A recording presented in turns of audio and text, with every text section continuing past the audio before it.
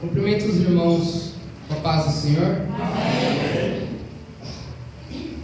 Grande alegria estar aqui em cima, mais uma vez trazendo a palavra para cada um dos irmãos.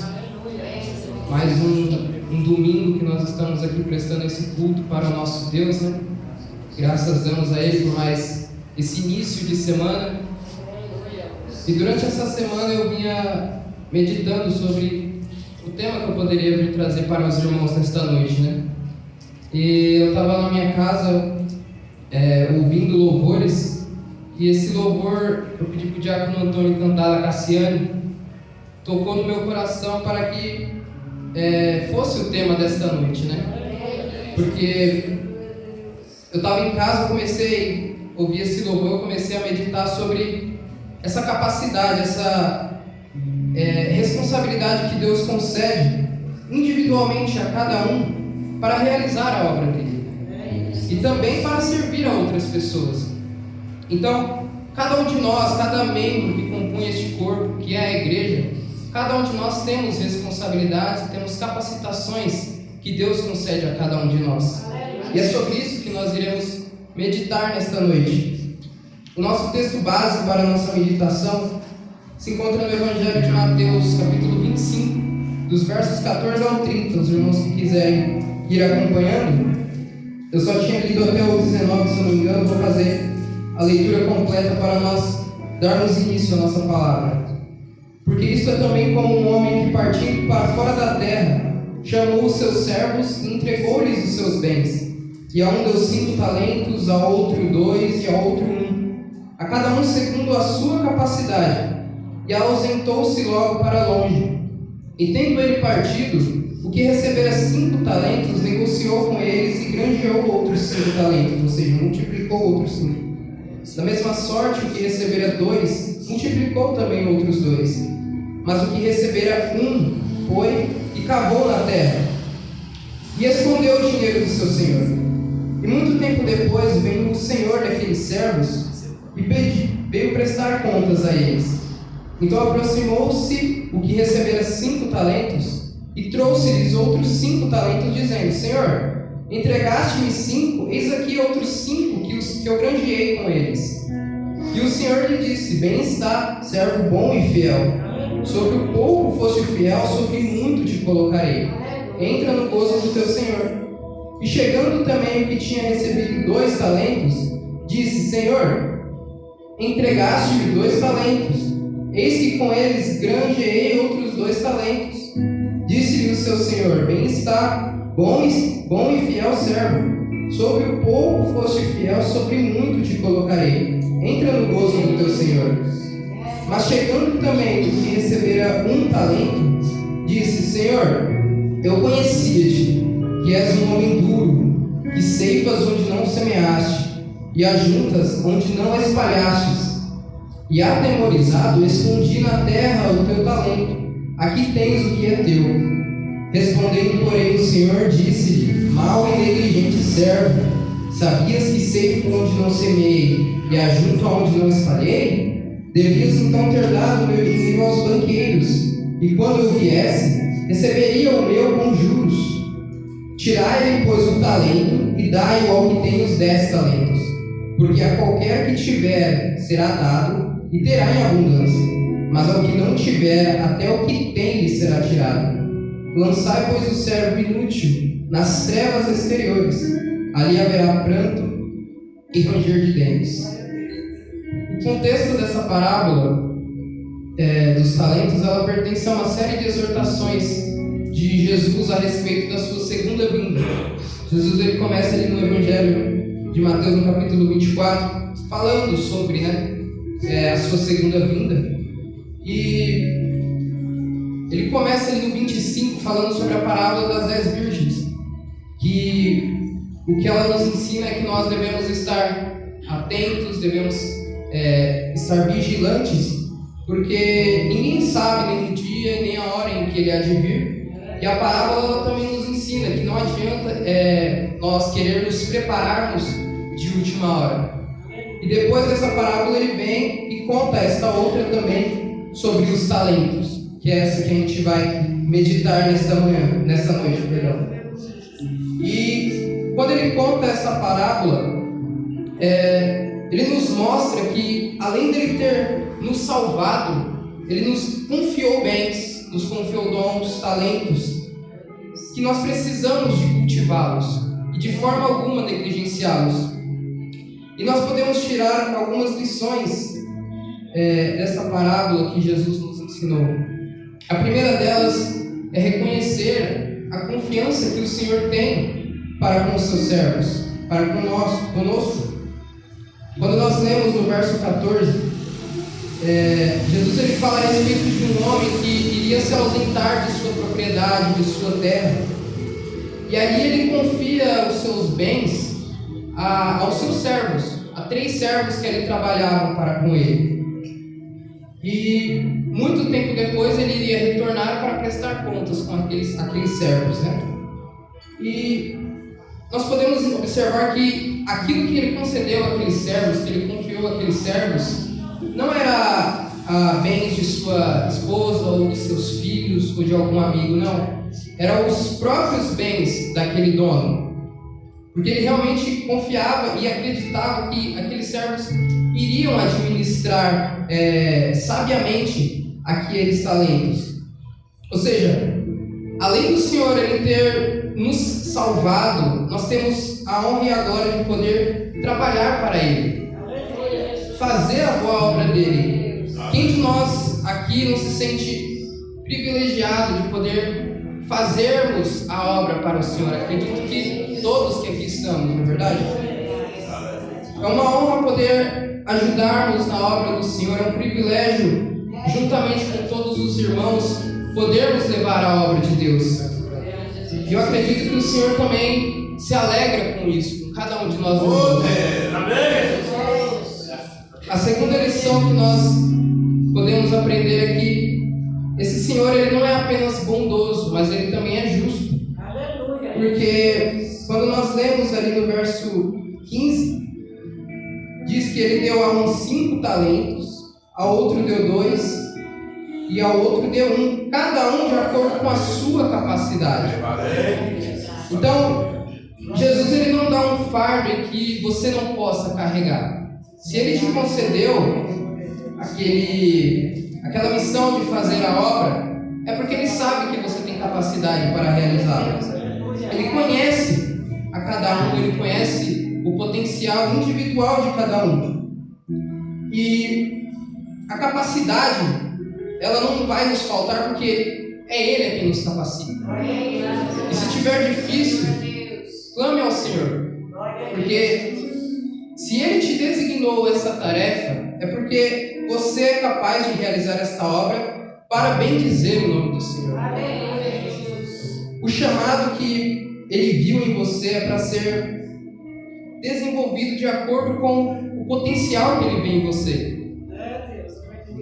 Ele confiou esse talento em você, então faça-o com maestria, faça dando o seu melhor para Deus. Você não precisa ser como Paulo, como Pedro, como João, porque cada um tem o seu próprio chamado, cada um tem a sua própria capacidade, mas aquele que te chamou para servir, pode ter certeza que Ele vai te conceder essa capacidade. E nessa parábola a gente vê que Jesus ele trata de uma maneira financeira, porque talento nesta parábola, o que é um talento?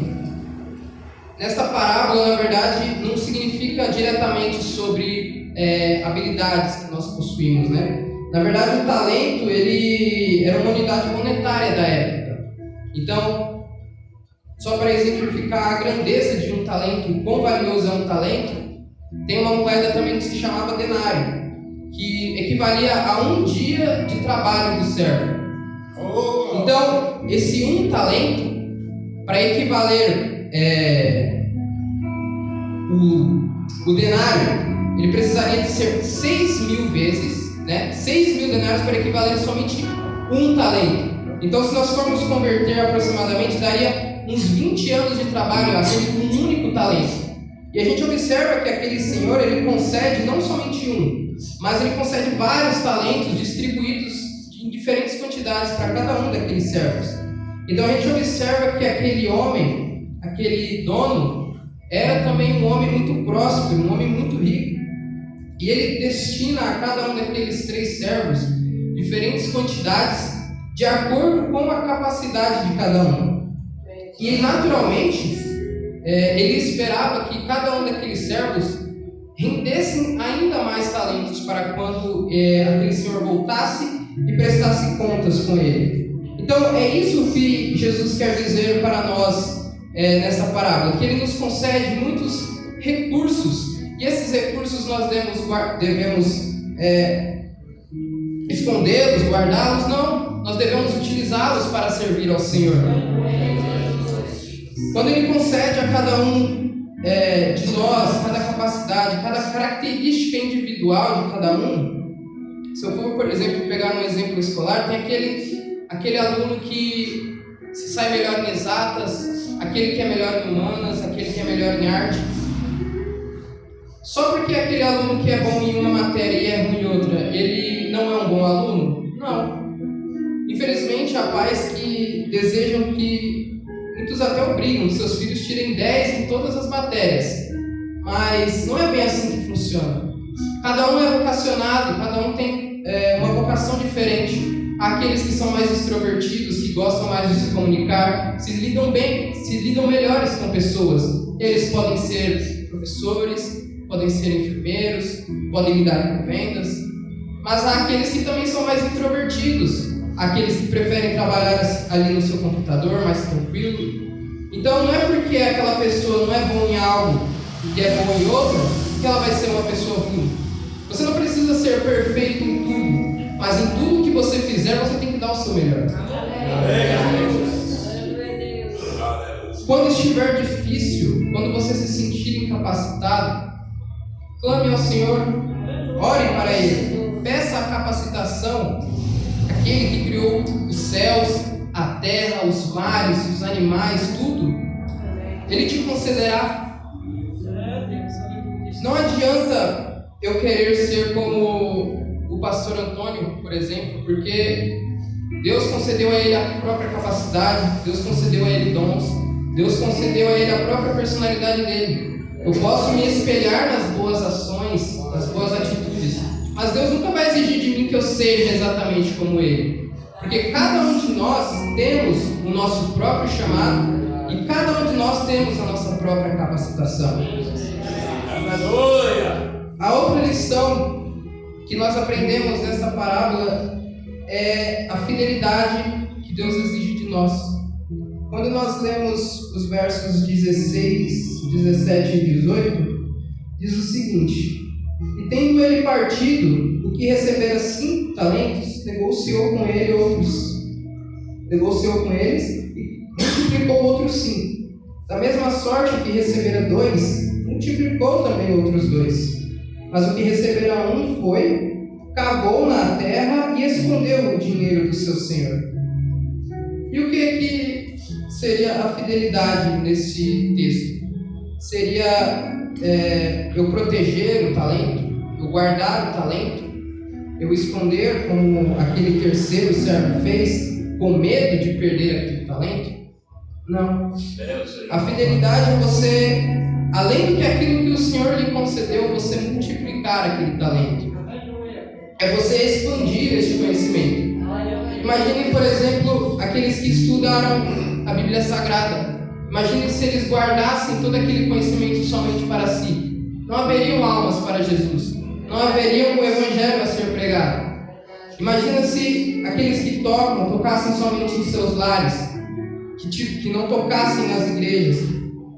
Imagina se aqueles que cantassem somente no seu chuveiro ou no seu quarto. Não haveria adoração no templo. É isso que o Senhor deseja de nós, é que nós multipliquemos. Quantos de nós já fomos edificados com um louvor ou com uma mensagem que veio em direção ao nosso coração? Por causa de pessoas que foram capacitadas por Deus, que foram usadas por Ele, que concedeu a nós esse privilégio de sentir essa presença dEle. Aleluia. O Senhor, Ele deseja que nós multipliquemos esse talento. E servindo assim também a outras pessoas, nós também devemos edificar a outras pessoas. E também servir ao nosso Deus. Não devemos guardar somente para nós aquele potencial que o Senhor nos designou. Porque quando Ele retornar, eu gostaria que todos nós, assim como esses dois servos, também fôssemos elogiados da forma que eles foram. Muito bem, servo bom e fiel. Em sua segunda vida já imaginou, irmãos, nós recebemos esse elogio do nosso Senhor? Seria algo maravilhoso.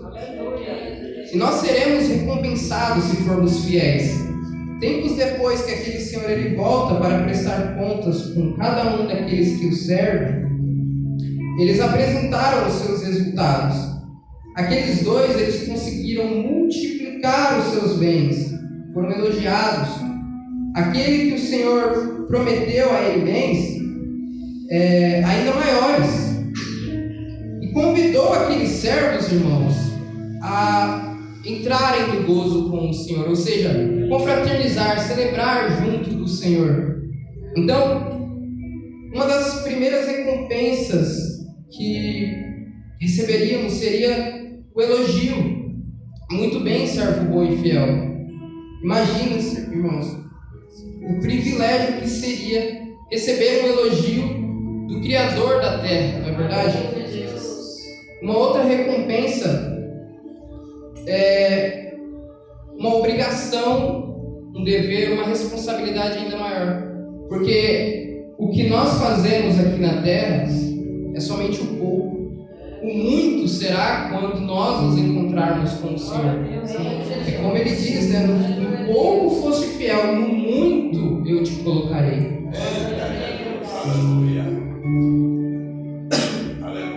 Agora, imaginemos nós um corpo glorificado, onde não há dor, onde não há fraqueza, onde não há tristeza.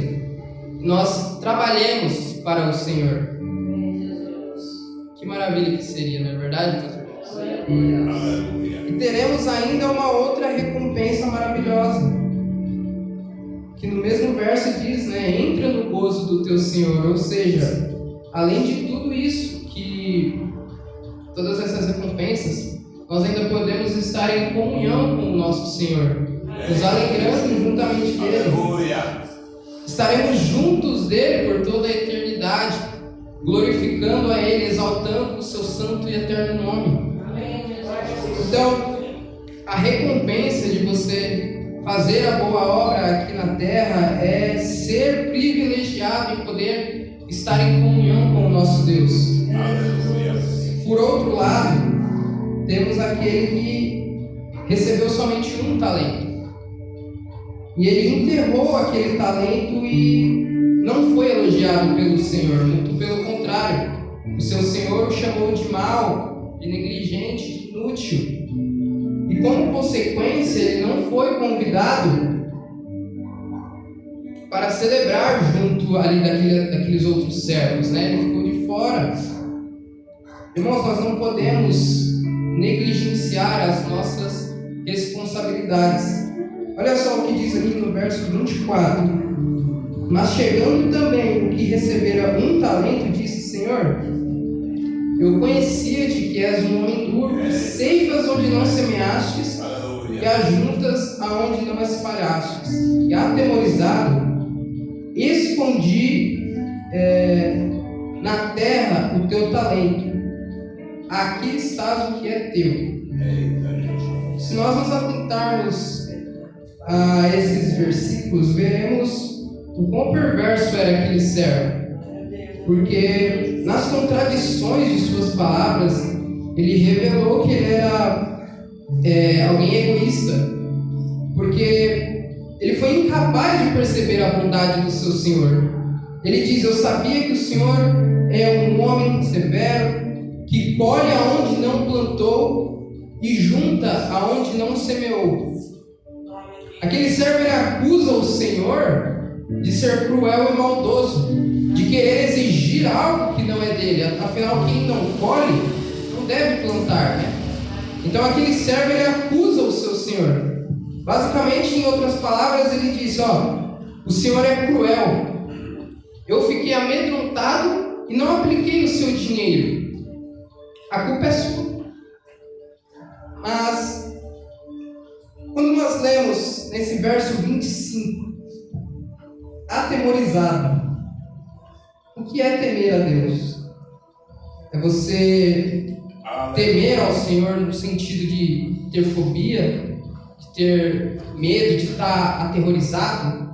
Não. O temor ao Senhor é você ter a reverência, é você ter o respeito para com o Senhor, é você obedecer à doutrina e você cumprir essa doutrina. Isso sim é o verdadeiro temor a Deus. Um exemplo são os filhos para com os seus pais. Os filhos, eles não devem ter medo dos seus pais de serem punidos ou algo do tipo, não. Os filhos, eles devem temer aos seus pais, eles devem respeitar e obedecer aos seus pais. É isso que significa verdadeiramente temer ao Senhor. E no verso seguinte, o Senhor, ele responde àquele servo. E, em outras palavras, aquele servo, ele meio que se enforca em suas próprias palavras, porque olha o que aquele Senhor disse: você sabia que eu colho aonde não plantei e junto aonde não semeei? Então você deveria ter confiado o meu dinheiro aos banqueiros, para que quando eu voltasse eu recebesse de volta com juros. Perceba que aquele Senhor está falando simplesmente para aquele servo: olha, se você realmente pensa isso de mim, então você deveria ter pelo menos deixado aos banqueiros, para que não somente aquele talento que eu te concedi, mas pelo menos eu conseguiria os juros de volta, né? Porque nós, por exemplo, aqui, quando nós depositamos um dinheiro na poupança, nós esperamos receber aquele dinheiro com juros. E aquele senhor, ele também esperava. Então, aquele servo, ele acusa aquele senhor porque ele não quer assumir a sua culpa da sua inutilidade de não ter feito nada com aquele talento que o Senhor concedeu a ele. Então, aquele servo inútil, além de não arcar com as suas próprias responsabilidades, ele sempre tenta arrumar desculpas, tenta sempre culpar o outro, como aquele servo tentou culpar aquele senhor. Portanto, meus irmãos, não escondam o seu talento como aquele servo fez. Isso é até mesmo um descaso com Deus, porque Ele depositou em ti a confiança na expectativa de que você poderia multiplicar aquele talento que Ele lhe concedeu. Exercer esse talento deve ser diariamente. Não podemos deixar ele parado como aquele servo fez, porque quando na sua segunda vinda Jesus voltar, nós iremos prestar contas com eles. E ele vai perguntar: o que você fez com o seu talento? O que eu e você temos feito com o talento que ele nos concede? Nós temos guardado para nós? Ou nós temos edificado a outras pessoas e também ao nosso Deus? Nós temos, irmãos, capacidades únicas, nós temos recursos materiais, nós temos intelecto, nós temos o precioso tempo que o Senhor Deus também concede a cada um de nós. Não queira culpar a Deus por algo que você, possuindo, você não exerce. Não queira colocar a responsabilidade em Deus pela sua incompetência de não agir da forma que Ele confiou em você. Quando o Diácono Antônio cantou, esse louvor, a letra diz: meus dons e talentos são para te servir. Então, o que é nosso é para exaltar o nome de Deus. Meus dons preciosos são teus. Ou seja, os dons, os talentos que nós possuímos não são nossos, é de Deus, é Ele que nos concedeu esses talentos. Então, não devemos guardar para nós mesmos, nós devemos edificar uns aos outros e glorificarmos ao nome de Deus. Para encerrar essa mensagem, eu queria ler a passagem que eu li aí no início, em 1 Pedro, capítulo 4, verso verso 10 e 11, que diz o seguinte: cada um exerça o dom que recebeu para servir os outros, administrando fielmente a graça de Deus em suas múltiplas formas. Se alguém fala, fala como quem transmite a palavra de Deus. Se alguém serve, faça-o com a força que Deus provê, de forma que em todas as coisas Deus seja glorificado mediante a Jesus Cristo, a quem sejam a glória e o poder para todos sempre. Amém, irmãos? Esta é a mensagem que eu queria trazer para os nossos irmãos. E eu agradeço essa oportunidade em nome de Jesus.